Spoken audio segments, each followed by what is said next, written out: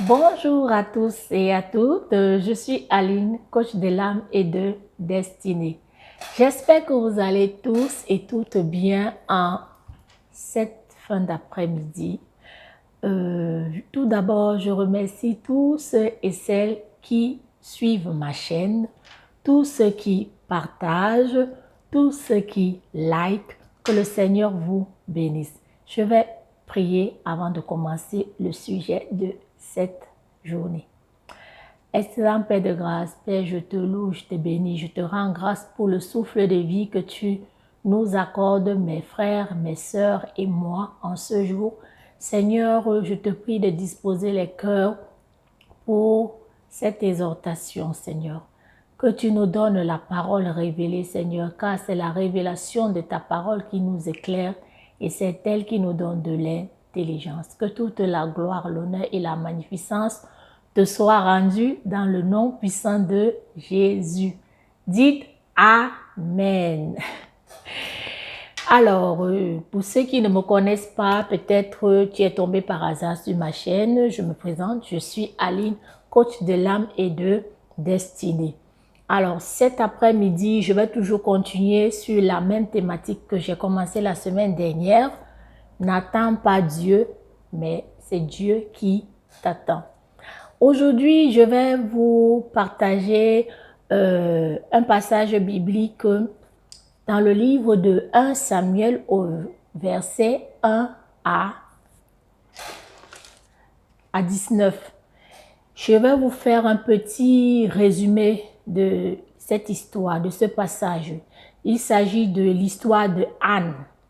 Anne est cette femme qui était stérile dans la Bible et cette femme qui se laissait, n'est-ce pas, flatter par les cadeaux, les présents de son mari alors qu'elle voulait un enfant.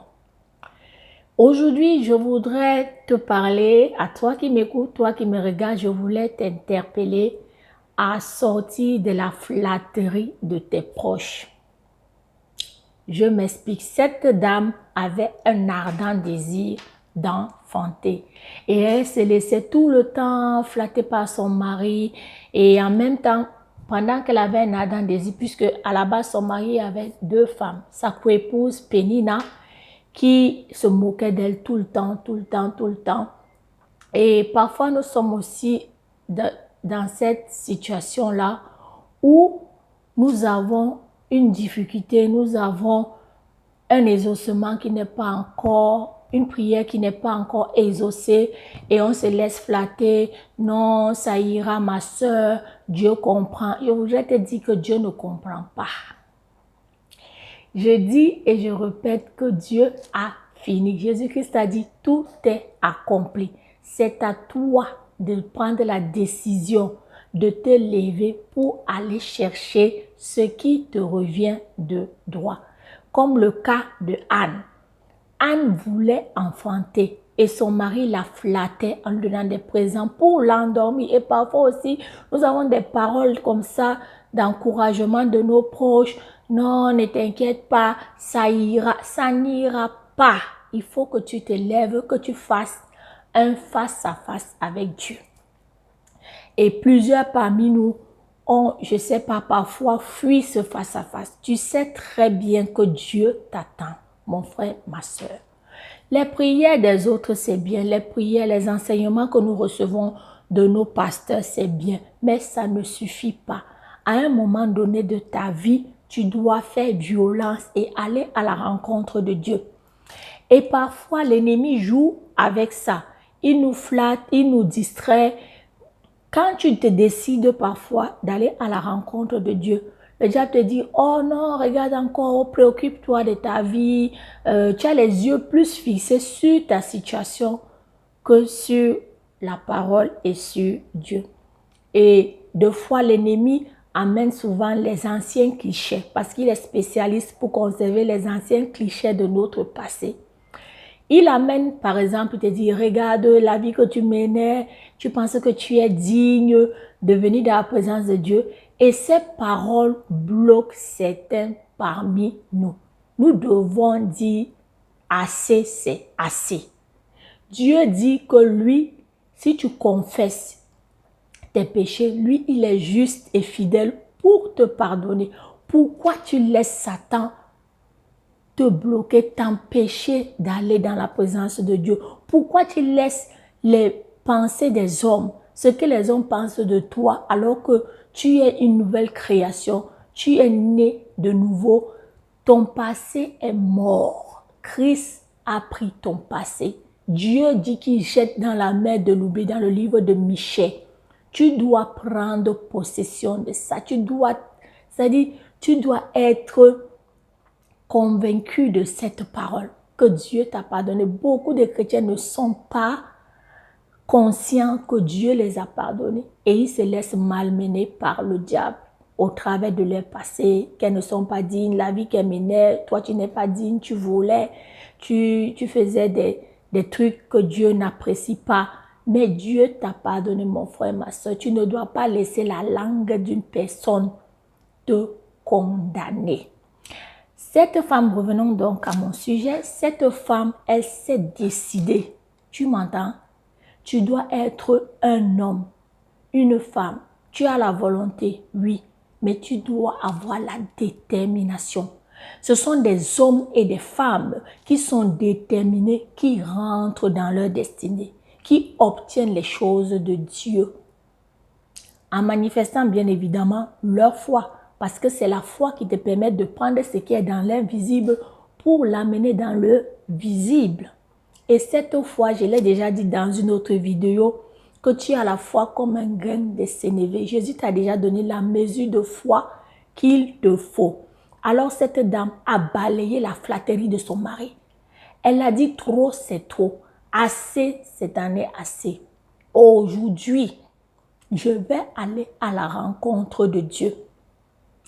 Je t'interpelle, mon frère, ma soeur, à te positionner et à être déterminé à rencontrer Dieu. Tu dois faire ce face à face. Tu ne peux pas l'éviter. Tu n'as pas d'excuses. Elle a dit, elle a laissé les gigots, les cadeaux que son mari l'offrait. Elle a balayé même les moqueries de sa coépouse. Elle a dit, aujourd'hui, je dois rencontrer Dieu. Toi qui m'écoutes, toi qui me restes, c'est à toi que je m'adresse. Aujourd'hui, tu dois prendre cette décision de faire un face-à-face avec Dieu. Elle s'est déterminée, elle a dit, elle est partie dans la présence de Dieu. Et parfois, nous faisons souvent certaines prières égoïstes. Nous voulons que Dieu nous bénisse, pas pour que sa gloire soit vue, mais pour que les gens voient que nous sommes devenus quelqu'un. Et ce genre de prière, pas d'une mauvaise motivation.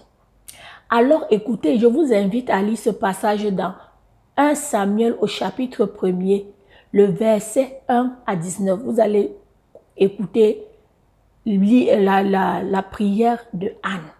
Anne dit à Dieu, Dieu, je veux un enfant.